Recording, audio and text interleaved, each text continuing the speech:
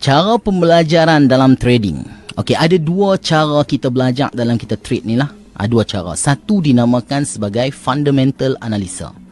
Fundamental analisa ni berkaitan dengan news. Ketepatan tentang news dia adalah 50-50. Dia adalah rumus. Dia adalah rumus. Sebagai contoh, satu contoh lah. Kejadian ni berlaku bila tau? Masa election Donald Trump. Contohnya, rumus kata sebelum Donald Trump naik jadi Presiden Amerika, news keluar kata apa? USD akan jatuh sebab Trump akan naik. Okey? Tapi pada ketika tu, waktu ketika tu, bila Trump naik, news keluar ni kata USD akan jatuh. Tapi bila Trump naik jadi Presiden, rupanya USD meloncat naik. Itulah adalah rumus. Ada satu lagi cara pembelajaran melalui technical analisa. Technical analisa ni apa? Technical analisa berpandukan dengan sejarah yang telah berlaku. Macam mana kita nak tengok sejarah telah berlaku? Melalui pattern chart yang telah berlaku. Dan saya namakan sebagai history repeating itself. Macam mana kita jangka masa depan? Macam mana kita nak tahu dia naik ataupun dia turun? Melalui perkara yang telah berlaku.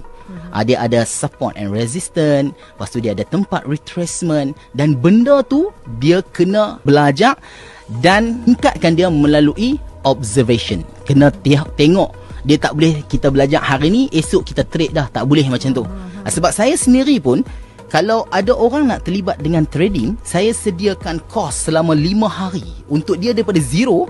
Lepas tu dia belajar satu persatu selama 5 hari. Selepas 5 hari tu dia bukannya boleh trade real lagi. Dia kena study benda yang dia belajar tu di demo account sehinggalah datang confident dan barulah dia start berdagang di dunia yang nyata. Guna duit betul-betul real. Ya, betul. Dia macam simulasi banjir macam tu. Tapi bagus juga. Saya rasa macam kenapa Cik Farhi buat macam tu? Adakah untuk mengelakkan berlakunya kerugian pada orang-orang baru ni? Sebab apa tuan-tuan? Sebab hari ni orang terlibat dengan forex ni kerana dangkalnya ataupun jahilnya orang percaya terhadap janji-janji manis. Dia nak untung cepat. Keuntungan ni boleh datang, tapi dia kena letak ilmu di depan. Baik.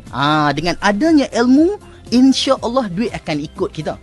Tapi kalau kita duk percaya dekat orang, kita tak mau ada ilmu, kita duk harap dekat orang, inilah yang berlaku penipuan dan sebagainya.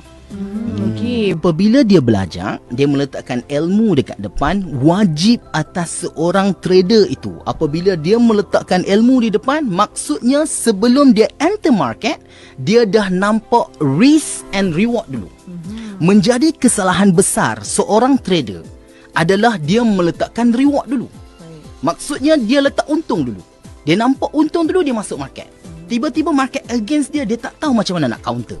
So, melalui SOP yang selama 10 tahun saya terlibat dalam ni, saya bukan nak kata teknik yang saya guna tu bagus, tidak.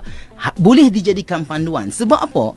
Sebab turnover market 5 trillion yang terbesar dalam dunia, mana mungkin ada orang perfect dalam analisa, betul?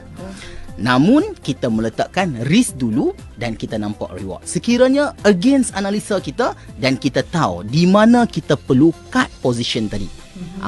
Jadi macam tu.